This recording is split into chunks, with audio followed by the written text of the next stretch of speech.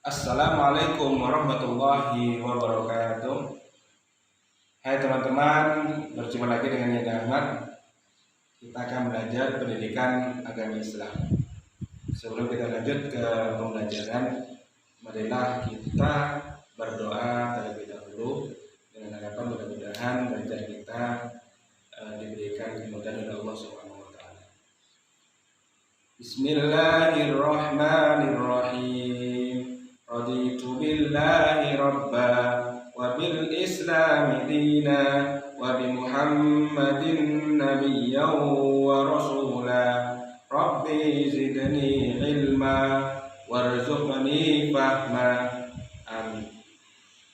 Baik teman-teman, seperti biasa sebelum kita lanjutkan ke materi, kita akan murojaah terlebih dahulu. Silakan dibuka di bukunya. Kita akan baca beberapa ayat terakhir dari surah At-Taubah. Bismillahirrahmanirrahim. Fama lahu min quwwatin wala nasir.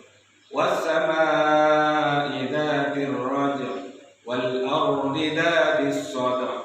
Innahu laqawlun fasl.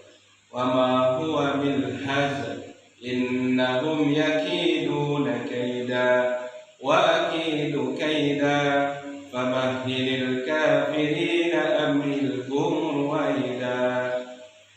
Baik teman-teman, setelah kita murojaah, kita akan lanjutkan pelajaran kita, yaitu pelajaran kedua, mengimani Allah dan Rasulnya. Apa sih itu iman? Iman itu adalah yakin, percaya. Perhatikan beberapa gambar yang ada di buku. Di situ ada 3 gambar. Menurut teman-teman, bagaimana benda-benda itu ada? Apakah ada dengan sendirinya atau ada yang menciptakannya? Ya, jelas teman-teman bahwa benda-benda tersebut itu ada yang menciptakan. Ada gunung, ada sungai, ada lautan, ada manusia, ada benda-benda yang lain yang ada di muka bumi ini, itu tidak ada dengan sendirinya, namun ada penciptanya. Yang pertama yaitu mengimani keberadaan Allah Subhanahu wa taala. Allah adalah Tuhan yang Maha Esa, artinya tidak ada Tuhan yang berhak disembah kecuali Allah Subhanahu wa taala. Allah adalah Tuhan yang kita tunduk atas segala perintah-perintahnya. Allah adalah Tuhan yang menciptakan seluruh makhluk hidup yang ada di muka bumi ini. Oleh sebab itu teman-teman, kita wajib untuk mengimani keberadaan Allah Subhanahu wa taala. Allah adalah Tuhan yang Maha Kuasa. Allah menguasai, bahkan mengatur semua yang ada di muka bumi ini.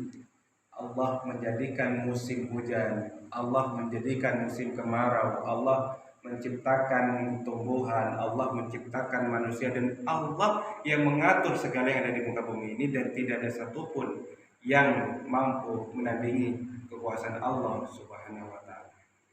Seperti itu teman-teman. Jadi yang pertama yaitu mengimani keberadaan Allah Subhanahu wa taala. Kemudian selain kita mengimani keberadaan Allah Subhanahu wa taala, kita juga perlu membuktikan adanya iman kita kepada Allah Subhanahu wa taala. Apa saja yang akan kita lakukan ketika kita ingin membuktikan bentuk iman kita kepada Allah Subhanahu wa taala? Ingat, yang pertama adalah menyembah Allah Subhanahu wa taala.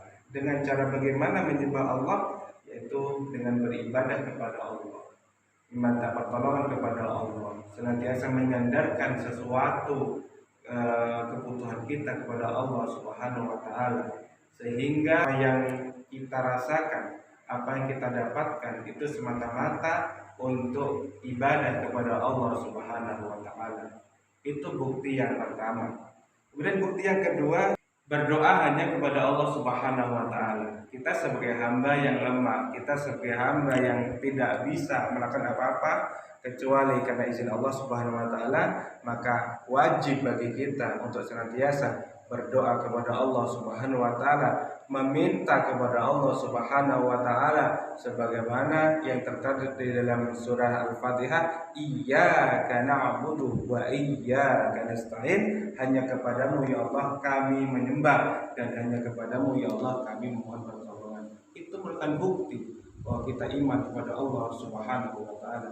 Kemudian yang ketiga, salah satu bentuk keimanan kita kepada Allah yang ditunjukkan dengan menjaga kelestarian alam. Kenapa ini merupakan bukti iman kepada Allah? Karena menjaga kelestarian alam merupakan perintah dari Allah Subhanahu wa taala. Apa yang sudah Allah berikan di muka bumi ini harus kita jaga, harus kita lestarikan, jangan sampai kita biarkan begitu saja, jangan sampai rusak, bahkan dirusak oleh orang lain. Oleh sebab itu teman-teman, tiga hal ini yang perlu kita buktikan sebagai pembuktian bahwa kita iman kepada Allah Subhanahu wa taala sebagai Tuhan semesta alam. Yang pertama yaitu senantiasa menyembah hanya kepada Allah Subhanahu wa taala, yang kedua berdoa hanya kepada Allah Subhanahu wa taala, dan yang ketiga yaitu kita senantiasa melestarikan lingkungan karena lingkungan juga ciptaan dari Allah Subhanahu wa taala. Demikian teman-teman materi kita untuk pertemuan hari ini. Silakan teman-teman pelajari kembali di bukunya, dan jika ada hal-hal yang teman-teman masih belum paham silakan untuk menghubungi Ada. Terima kasih. Kita akhiri dengan hamdalah. Alhamdulillahirabbil alamin. Wassalamualaikum warahmatullahi wabarakatuh.